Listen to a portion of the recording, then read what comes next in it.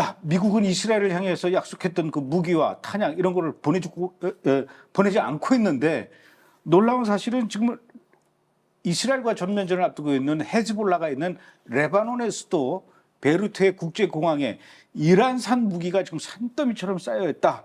이 대체 어떤 무기들입니까?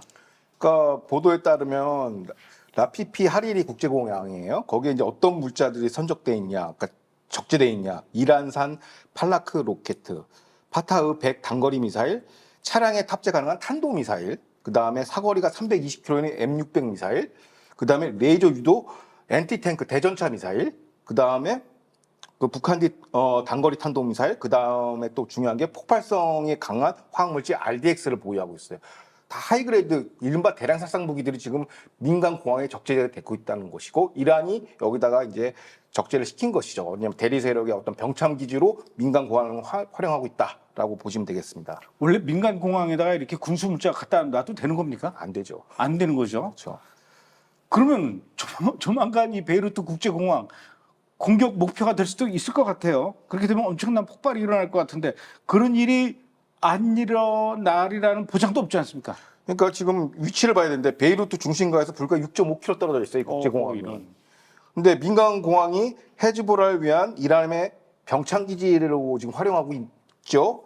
그러다 보면 뭐냐? 국제법상 IDF의 합법적인 군사적 목표가 되는 거예요. 그럼 타격해야 돼요. 이거 무조건 타격해야 돼요. 그러니까 이게 만약에 타격했을 때는 어떤 효과가 있냐?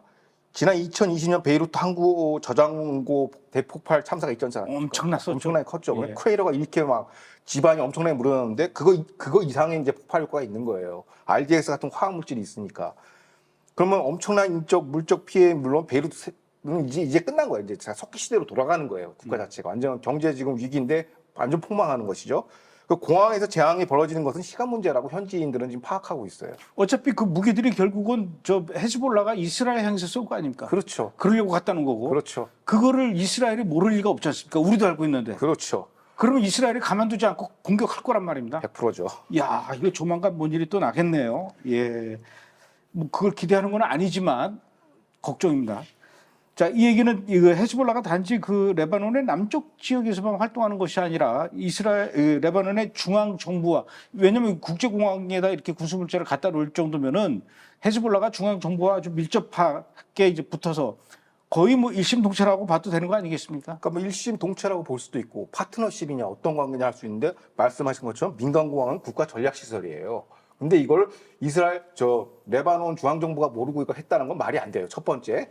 그러면 레바논 정부와 헤즈볼라는 어떤 관계이냐? 사실상 헤즈볼라가 주종 관계예요. 헤즈볼라가 갑이에요. 무슨 얘기냐? 헤즈볼라는 단순 테러 단체가 아니라 테러 스테이트 국가입니다. 그러니까 실제로 레바논을 통치하고 있는 건 헤즈볼라예요. 공식 직함은 없지만 사실상 레바논 정부, 정계, 의회를 장악하고 있고 특히 또 레바논 정규군까지도 사실상 부속 중대로 지금 복속시키고 있어요.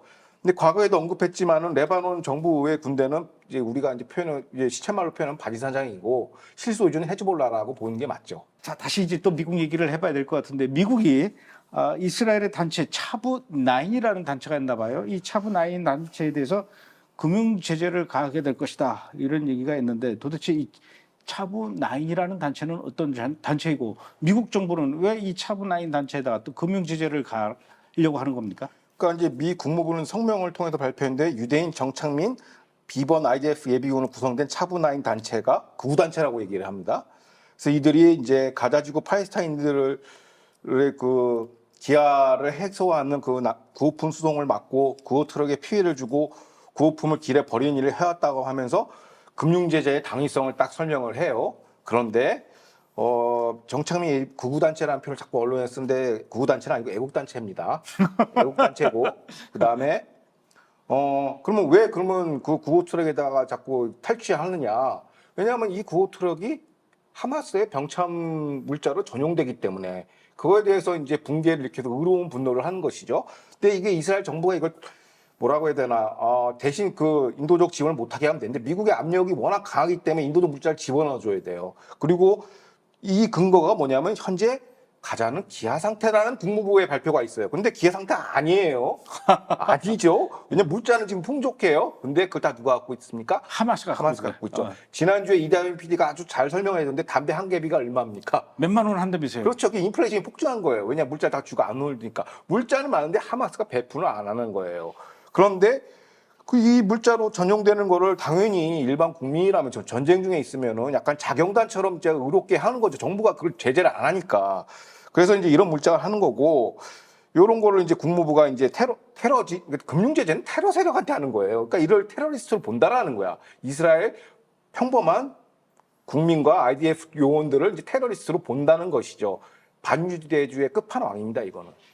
그러니까 차브9이 뭐 문제가 있다 하면은 그건 뭐 이스라엘 안에서 이스라엘 정부가 뭐 제재를 가든지 뭐 그건 이스라엘 내부 문제로 이걸 풀어나가야지 미국 정부가 이거를 자기네들이 나서서 금융 제재가 간다라는 거 이거는 제가 보기에도 좀 너무 오지랖을 넓게 쓰는 게 아닌가라는 생각이 드는데 문제는 아무런 이유 없이 저 이스라엘 쪽을 향해서 이 드론 날리고 로켓 날리고 이런 이 헤즈볼라를 향해서 제재를 해야 되는데 미국은 지금 헤즈볼라를 향해서는 제재를 안 하고 있지 않습니까? 금융 제재라든가 이런 것도 그렇고. 그러니까 이제 미국 바이든 행정부의 이제 이중 플레이가 자꾸 이제 노출이 되는 거예요. 그러니까 이제 아까 방금 이제 감독님께서 말씀하신 것처럼 왜 이런 걸 오지랖 넓게 금융 제재를 하느냐. 근데 저는 이제 그 이스라엘 현지 소식통을 이제 자세히 관찰하다 보면 이런 얘기를 해요. 이번 사태는 벤그리브 그다음에 소몰리치 재무장관 좀 강경파들을 제재하기 위한 전 단계다. 사전 정지 작업이에요. 이들에 의한 지금 금융 제재를 위해서 민간이 먼저 하고 이제 순차적으로 할 거라는 지금 흉흉한 소문이 지금 그 이스라엘 현지에서 돌고 있고, 그다음에 또 미주 쪽 유대인 소식통을 들여다보면 미국의 국토안보부 있죠. 그 미국 내 테러리스트들이 진입 못하는 이런 사람들이라서 비자를 이렇게 검색하는 데인데 여기서 이스라엘 국적자가 미국으로 이제 비자나 뭐 유학 비자, F1 비자나 영주권 비자나 취업 비자가 들어올 경우에 과거 IDF 경력을 다 조사한다고 합니다. 그걸 이제 테러리스트로 이제 지정하려고 하는 그런 흉흉한 소문이 지금 돌고 있습니다. 미국 현지에서도. 그러면 근데 이스라엘만 지금 자꾸 규제하고 테러리스트로 지정하면서 금융 제재를 한단 말이에요. 반면에 헤즈볼라는 안 하고. 헤즈볼라는 전혀 제재를 안 하고 있어요. 그럼 얘는 테러 지정 세력이야. 장부상으로 테러 지정 세력 나와 있어요. 그다음에 장부상에. 예, 법상으로 나와 있어요. 이거 집행을 안 하는 건데 뿐만 아니라 헤즈볼라 아까 얘기했지만 정규군이 레바논 정규군 LAF가 있지 않습니까? 어떻게 보면 헤즈볼라의 액셀러리 포스에서 직할 부대로 지금 활용하고 있는데 그 정규군의 월급을 누가 주냐? 미국이 주고 있어요. 미국 납세자가 테러리스트 부속 기관에다가 지금 월급을 주고 있단 말이에요. 테러 지정 세력인데. 이런 걸 보고 그러면 하마스를 또 지원하는 카타르, 터키에 대해서는 아무런 제재를 또 안 하고 있어요.